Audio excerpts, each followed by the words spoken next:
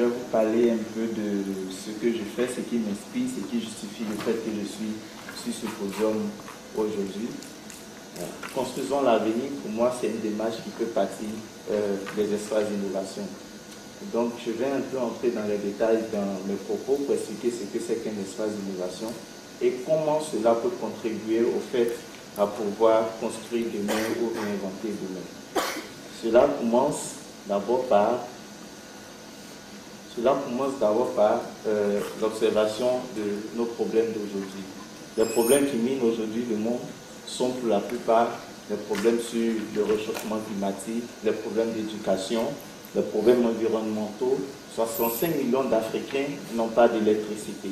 Donc la question que nous pouvons nous poser est de savoir au fait quel pourrait être désormais notre mode de fonctionnement, comment nous devons consommer, comment nous devons marcher, comment nous devons communiquer globalement, comment nous devons réinventer au fait nos habitudes. Je vais faire une petite analyse avec vous, c'est de montrer au fait les différents lieux que l'être humain fréquente. Nous avons notre domicile, nous avons également notre lieu de travail ou du moins notre lieu de scolarisation, école, université et autres. L'être humain, chaque jour, fréquente au moins ces deux espaces. Donc, la question que nous pouvons nous poser est de savoir, quand un individu entre nous sommes par exemple une dizaine de personnes qui entrent au CP1, mais tous n'arrivons pas au cycle supérieur. Donc, les autres qui n'arrivent pas au cycle supérieur, quel est leur destin, qu'est-ce qu'ils deviennent? Soit ils deviennent des menaces pour nous, ou chacun fait ce qu'il peut. Donc pour nous, il y a la possibilité de créer d'autres lieux qui seront à cheval entre soit la maison, le lieu de travail ou l'école. Donc ces lieux-là peuvent aider à ce que d'autres personnes qui sont issues, qui ont été rejetées par exemple par le système éducatif ou qui n'ont pas pu avoir du boulot, puissent se retrouver et collaborer. Donc ces lieux-là ressemblent à ceci. Donc c'est des espaces ouverts à tous, où tout le monde peut y entrer et collaborer avec d'autres personnes. Donc ces espaces sont souvent disponibles dans nos quartiers et tout le monde peut y fréquenter. Donc on y trouve des professionnels, on y trouve des étudiants, on y trouve des sans-emploi également. Donc ce sont des espaces qui ont plusieurs dénominations qu'on pourrait appeler par exemple des Fab Labs, des Hackerspace ou des Makerspace. Donc ces espaces d'innovation rassemblent des personnes qui travaillent généralement sur des projets à forte composante technologique. Donc ils peuvent être dans nos quartiers, comme par exemple ce lieu où des femmes, des jeunes et autres peuvent venir collaborer. Des enfants en marge de leur programme scolaire ou des étudiants en marge de leur programme scolaire peuvent venir dans ce genre de lieu pour pouvoir trouver de la collaboration et initier des projets. Voilà. Donc l'impact sociétal que peut avoir nos différents espaces d'innovation sur le continent africain sont sous diverses formes. Il y a dans la plupart des capitales africaines des problématiques sur les embouteillages. L'idée serait par exemple de démocratiser un peu nos bureaux, faire en sorte qu'il y ait des bureaux partagés dans nos quartiers à travers des espaces de coworking, pour que les personnes le matin puissent aller directement dans ces lieux au lieu de subir les embouteillages pour arriver sur le lieu de travail. Dans un Fab Lab, on peut prototyper à toute petite échelle une idée pour que ces idées-là, si ça marche, on peut les prolonger à une grande échelle. Donc dans un Fab Lab, on revalorise les déchets comme cette imprimante 3D, qui est la première imprimante 3D africaine conçue à partir des déchets informatiques. Donc on donne lieu on revalorise les déchets pour leur trouver un nouveau cycle d'utilisation. Donc les Fab Labs les Fab Labs sont en quelque sorte nos laboratoires de rue, nos laboratoires de recherche et de développement, mais qui se trouvent dans nos quartiers. Là-bas, on expérimente la science. C'est des personnes qui y viennent et la science n'est plus en fait sur le lieu universitaire, mais également la recherche scientifique peut se pratiquer dans nos quartiers à partir de la récupération que nous pouvons faire ou à partir des composants électroniques qui seront mis à disposition pour tous sur ces lieux. Étant donné que c'est un mouvement entrepreneurial, il y a forcément des douleurs sur le parcours. Je vais partager un tout petit peu mon expérience personnelle dans cette aventure. C'est en 2014 que nous avons initié le premier Fab Lab d'Ivoire qui consiste au fait à faire des quartiers populaires de potentiel pôle d'innovation technologique. L'idée est partie des cours ouverts en ligne que nous avons suivis et c'est dans ces cours que nous avons découvert le concept de Fab Lab, laboratoire de fabrication, un concept né aux États-Unis qui a pris de l'ampleur en Europe, aux États-Unis également, et des Fab Labs ont commencé à naître sur le continent africain. Donc quand on a initié ce Fab Lab, d'abord la première question que nous sommes posées, quelle pourrait être la réalité de ces lieux d'innovation sur le continent africain, particulièrement dans un contexte ivoirien. Donc c'est comme ça qu'on s'est forgé la philosophie de faire des quartiers populaires de potentiel pôle d'innovation technologique.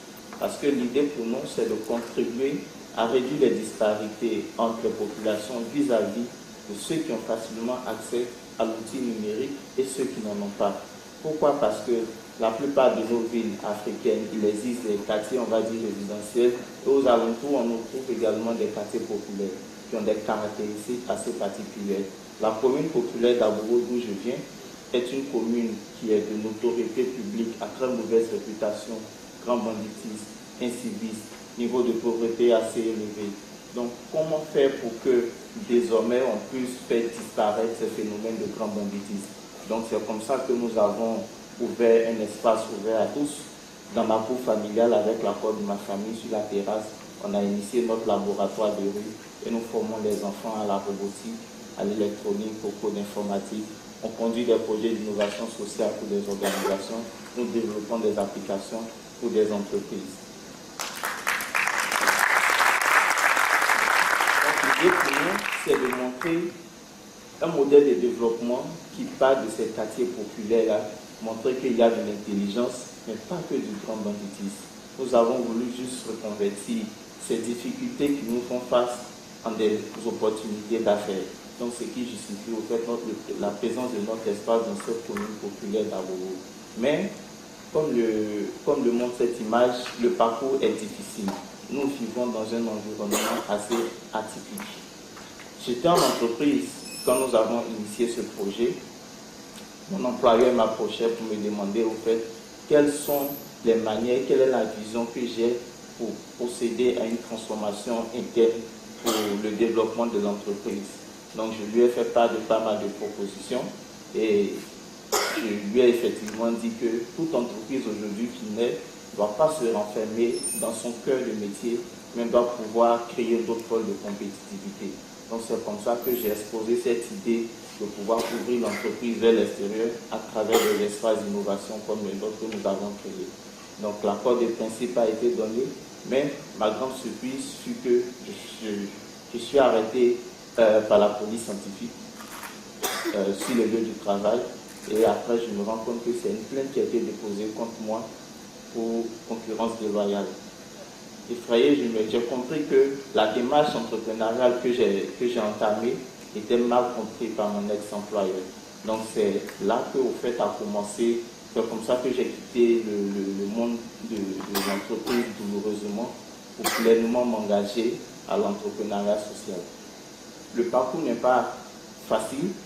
Certes, cela a plutôt forgé mon engagement parce que lorsque des personnes qui nous aimaient bien, qui suivaient de loin tout ce que nous faisons, ont constaté cette injustice, c'est de par Internet que mes droits ont été au fait revalorisés. Et c'est comme ça, après 2 jours de détention arbitraire, j'ai retrouvé la liberté et je me suis engagé pleinement dans l'entrepreneuriat social. Donc aujourd'hui, ça a été plutôt un moteur pour moi de transformation individuelle non seulement, mais inspirant également d'autres personnes de cette commune populaire qui doivent croire en eux et aller de l'avant. Des résultats que nous pouvons en bref présenter est que dans cette commune populaire de la commune d'Abobo, on a pu toucher un peu plus de 200 enfants qui ont été formés dans ces différents domaines. Des écoles environnantes dans la zone viennent utiliser notre espace comme espace de travail collaboratif pour leurs étudiants lors des travaux de TP. Donc, un espace de travail collaboratif dans un quartier peut répondre à un besoin éducatif. Il peut être le prolongement du système éducatif, faire en sorte que les établissements qui n'ont pas d'équipement peuvent aller dans ces lieux et expérimenter la science, surtout pour les enfants qui sont dans le quartier, qui très souvent hors des programmes scolaires n'ont pas grand-chose à faire peuvent aller apprendre la science sur ces lieux-là. Donc c'était là, au fait, ma petite expérience que j'aimerais partager aussi avec vous.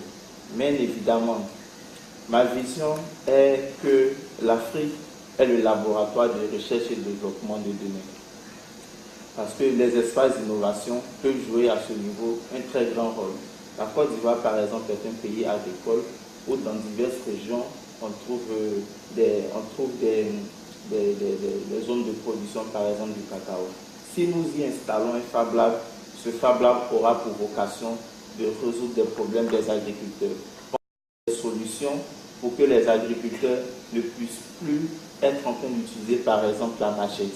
Penser des solutions pour que des étudiants qui en bac plus 2 refusent d'aller à la terre parce qu'on utilise la machette puissent utiliser d'autres moyens qui vont permettre à ce que les jeunes puissent retourner à la terre.